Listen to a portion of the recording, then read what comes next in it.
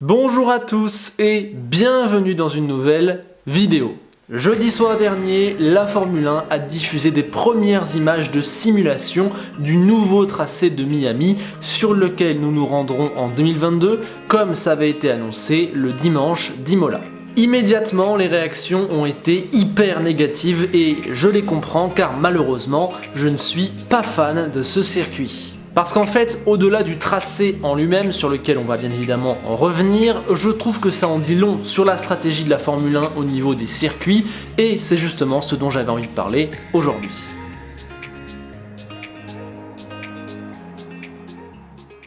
Bien, commençons avec Miami. La première chose à dire, c'est que je suis content qu'on aille à Miami. C'était dans les bacs depuis longtemps et il y a une envie commune des deux parties. Il y a la plage, il y a les palmiers. Bref, c'est pas le pire endroit où on a été. En plus, ça va dans la suite logique des choses. Miami et son public américain, c'est tout ce que veut la nouvelle équipe de com de la Formule 1. Va y avoir de beaux instants promo, des collabs en tout genre, une cible parfaitement atteinte. Bref, F1 plus Miami, ça claque. Bon, j'avoue dire tout ça avec une petite pointe d'ironie car on sent bien qu'on veut nous vendre un produit avec de beaux éléments de langage et de la com à gogo. Et bon, faut pas se voiler la face, la seule raison pour laquelle on va à Miami, c'est l'argent bien sûr, c'est intéressant au niveau de la finance et de l'image. Mais en même temps, on a raison d'y aller. Ne pas y aller, ce serait presque une faute professionnelle. Dans un monde où les sports galèrent à attirer de nouveaux publics, la Formule 1 est peut-être le meilleur élève de tous les sports mondiaux. De récentes études sur le taux d'adhésion des jeunes ont montré que pendant que le foot par exemple perdait tout, la Formule 1 gagnait en popularité de manière record. C'est un luxe dont il ne faut absolument pas se priver, c'est un moyen d'assurer la relève et la pérennité de notre sport. Quand ils ont racheté la Formule 1, Liberty Media devait trouver des solutions pour un sport qui vieillissait, et le fait est qu'ils y arrivent très très bien. Alors on peut être d'accord ou pas d'accord avec ce qu'ils ont fait au niveau des droits TV, au niveau de la série Netflix, au niveau de la com globale, mais le fait est que ça marche et ça marche même très très bien. Et aujourd'hui, on en arrive à cette réalité. Le Grand Prix de Bahreïn 2021 a été la course de F1 la plus regardée de l'histoire aux États-Unis. C'est juste complètement fou. Quand on voit ça, c'est donc logique et même super intelligent d'aller mettre un deuxième Grand Prix aux États-Unis, surtout dans un côté beaucoup plus urbain avec le côté Miami, Floride, plage, etc. qui contraste un petit peu avec ce qu'on a au côté plutôt campagne d'Austin. Donc c'est super intelligent, on parle même de faire un troisième Grand Prix aux États-Unis et c'est logique. Alors pour l'instant on parle des États-Unis, c'est logique car c'est là que les premiers résultats sont portés avec Netflix et la communication, etc. Mais d'autres régions du monde viendront. On parle de commencer à s'ouvrir à l'Afrique, le Moyen-Orient met de plus en plus d'argent dans la Formule 1. Bref, la stratégie de développement international se poursuit. Mais bon, ce n'est pas le fait d'aller à Miami qui a fait polémique, car même s'il y aurait des choses à dire, Miami, c'est classe, ça sonne bien, ça fait moins sale, on se rend pas compte qu'il y a de l'argent derrière, bref, c'est moins polémique que Jeddah et l'Arabie Saoudite. Non, ce qui a fait polémique, c'est les premières images du circuit, et sur ce point-là, je suis assez d'accord avec les critiques. Le premier problème, c'est de construire un nouveau Grand Prix sur un parking, et littéralement cette fois, puisque les festivités se dérouleront sur le parking du Hard Rock Coffee Stadium. On est donc sur du 100% artificiel, du béton, un parking, et ça, généralement, ça nous donne des circuits qu'on n'aime pas trop, avec les murs à 1 cm, un tracé pas vraiment très intéressant, bref, ça nous rappelle les purges de la Formule I. Pardon, c'était gratuit. Mais c'est vrai. Et jeudi, les premières images virtuelles du tracé sont sorties et ça a fait polémique, donc soyons d'abord honnêtes, voyons-les ensemble ces images. Au bout d'une ligne droite de taille disons habituelle, nous arrivons sur une épingle à droite, un très gros freinage. On enchaîne sur un gauche rapide puis un long droit qui mène sur une ligne droite. On se jette alors dans un long gauche qui se jette lui-même rapidement sur un droit court et à nouveau un long gauche, c'est même un triple gauche. Il faut freiner en appui entre le deuxième et troisième gauche pour relancer sur une immense ligne droite qui n'est pas vraiment une ligne droite puisqu'elle est remplie de petites courbes. J'y reviendrai.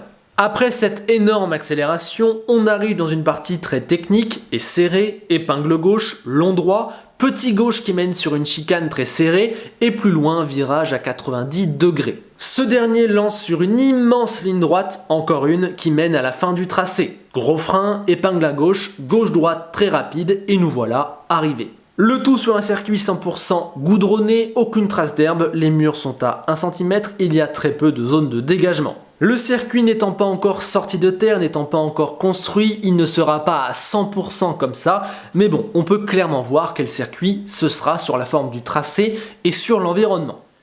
Bon, qu'est-ce qui ne va pas dans ce qu'on vient de voir? Ou non, plutôt à le faire dans l'autre sens, qu'est-ce qui va bien? Honnêtement, j'aime beaucoup l'enchaînement des virages 4 à 8. C'est technique, c'est serré, c'est sinueux, il y a de beaux freinages en appui, il faut enchaîner rapidement. Bon, ça donnera pas de dépassement en course, je pense, mais bon, c'est assez technique, c'est un vrai défi de pilotage. Mais bon, après, malheureusement, je trouve l'écrasante majorité des virages peu intéressants et assez insipides. En me repassant le tour plusieurs fois, j'ai eu l'impression de voir un Singapour bas de gamme, sans le charme, la difficulté, la chaleur, la nuit, qui font tout le sel de Singapour, qui le rendent unique. Sur la majorité des portions, les voitures n'auront aucune marge, il y a très peu d'intérêt, on est souvent dans l'accélération-freinage, ou bien dans des parties beaucoup trop sinueuses, où il sera impossible d'adopter plusieurs trajectoires. C'est subjectif, mais je trouve que ce tracé n'apporte rien, n'offre rien. C'est de la vitesse entre les murs. Bon, je suis pas très fan, surtout qu'on voit déjà ça ailleurs. Et oui, un des problèmes de Miami, c'est qu'on l'a déjà vu 100 fois ce circuit. Il y a même des endroits où c'est quasiment un copier-coller de ce qui se fait ailleurs. L'enchaînement virage 2 et 3, c'est typiquement ce que propose le tracé de Jeddah. Le virage 14, c'est une chicane inutile et cassante dans le pur style Abu Dhabi. Le virage 16, c'est du 90 degrés à la russe. Le 17, c'est le virage 11 du Vietnam. Et même les lignes droites arrivent à être mauvaises, c'est exactement celle d'Hanoï.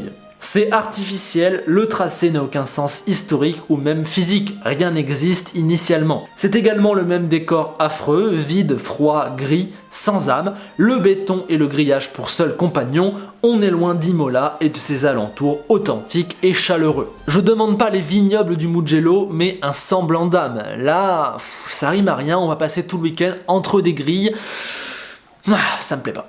Alors on nous montrera certainement des plans de Miami Beach, comme on nous montre des plans de la Yas Marina de nuit, mais ce qui est sûr c'est que l'endroit où on court c'est une poubelle, voilà, c'est pas intéressant, il n'y a aucun charme et beauté, contrairement à un vrai circuit authentique. Je n'aime donc pas le tracé et l'environnement de ce circuit, et ensuite je me pose des questions par rapport à sa qualité de course. Prenons l'exemple du premier virage, le frein sera difficile à faire et si par bonheur deux pilotes se retrouvent côte à côte, ils ne pourront pas le rester car juste derrière arrive l'enchaînement du virage 2 et du virage 3 où là il faut être à un seul de front sinon c'est crash. Et c'est un peu partout pareil sur le circuit, la faute à deux choses qui pour moi sont vraiment rédhibitoires, les murs collés à 1 cm du bord de piste et une largeur de piste absolument ridicule.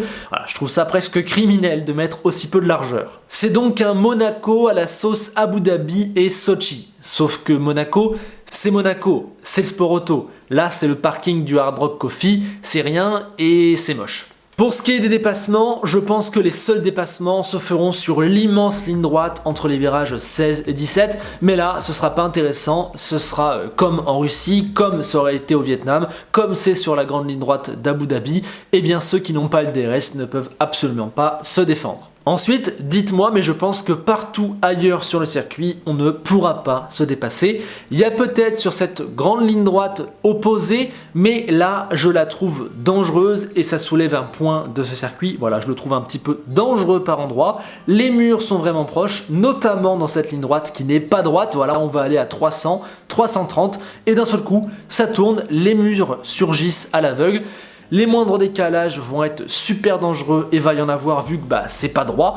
Et si jamais il y a un crash, les pilotes de derrière vont arriver sur un accident à 300 à l'heure, à l'aveugle. Voilà. Je trouve ça vraiment un petit peu dangereux, comme c'est le cas à Jeddah, même si Jeddah c'est encore plus dangereux à mon avis. Donc voilà, je trouve que ce circuit cumule beaucoup de points négatifs, que ce soit sur le décor, sur le manque d'âme, sur le tracé, sur certains virages, sur certaines lignes droites. Bref, voilà, je ne suis pas fan du circuit. Peut-être que les voitures et la réglementation 2022 aideront à le rendre meilleur. Voilà, personnellement, je ne suis pas d'accord avec ce circuit. Alors certains vont maintenant dire qu'il faut laisser sa chance au produit, que tant qu'on n'a pas vu, on ne peut pas savoir, et je suis partiellement d'accord avec ça. C'est vrai que Miami peut nous offrir de bonnes courses, mais là où je ne suis pas d'accord, c'est pas parce que Miami peut peut-être une bonne course qu'on est forcément obligé d'attendre pour avoir un avis sur le circuit. On peut totalement ne pas aimer ce circuit, même si on n'a jamais vu de course dessus. Selon moi, il ne faut pas confondre deux choses, le tracé et le spectacle produit un jour donné lors d'une course. Miami peut très bien nous offrir un show de dingue pendant 3 heures avec une course avec de multiples rebondissements, mais ça ne changera pas le fait que je n'aime pas ce circuit, que je le trouve moche et que je n'aime pas du tout cette idée. D'ailleurs, même si j'émets pas mal de réserves sur les dépassements, sur la qualité du spectacle, je ne peux pas affirmer que Miami sera chiant.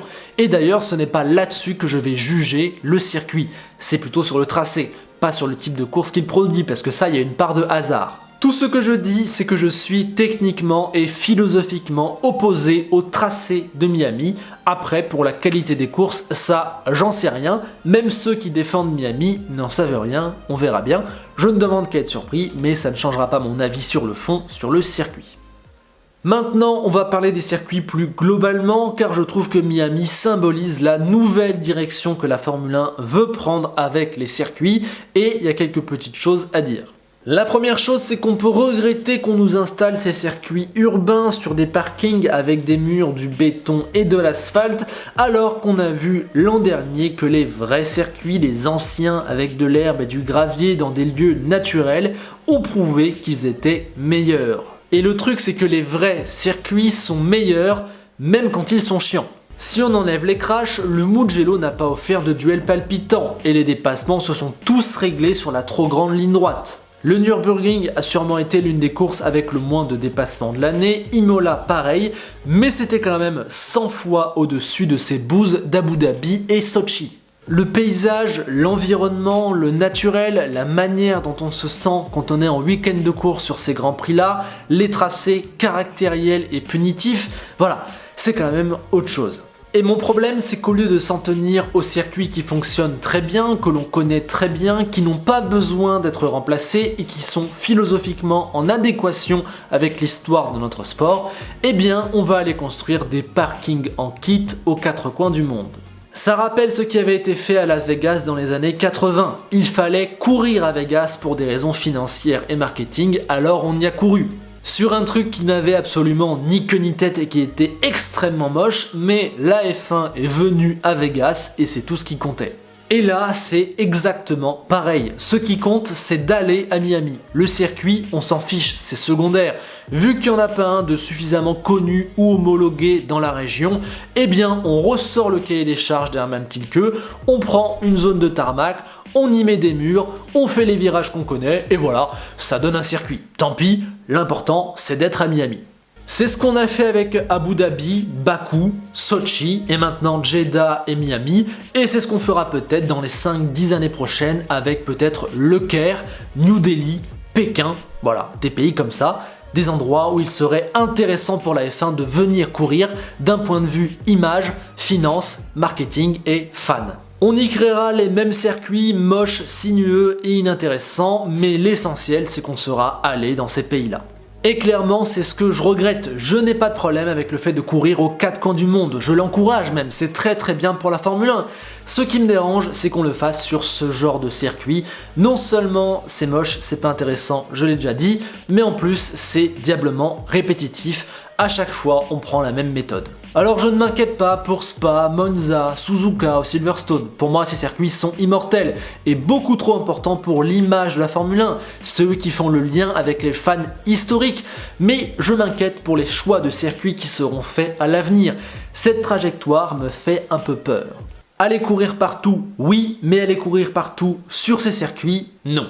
Je ne veux pas allumer ma télé tous les week-ends et voir des circuits qui se ressemblent, voir des circuits de Formula E, ça me déprimerait fortement. En plus, ce qui me désole, c'est que même dans le cas de Miami, il y a moyen de faire beaucoup mieux avec ce qu'on a, de mettre des petites zones de dégagement, de mettre du gravier, de mettre des virages intéressants, d'éloigner les murs, d'élargir la piste. Bref, je trouve que non seulement on n'a pas la bonne méthode, mais qu'en plus, au sein de cette méthode, on prend les pires manières de faire possible. Je pense que vous comprenez ce que je veux vous dire, je ne critique pas le fait d'aller à Miami, je trouve que c'est très bien, c'est même vital et intelligent.